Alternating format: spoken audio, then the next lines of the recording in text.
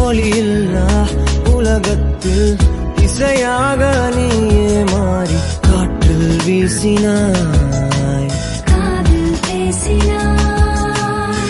மொழியில்லா மௌனத்தில் விழியாலே வார்த்தை கோர்த்து கண்ணால் பேசினாய், கண்ணால் பேசினாய்.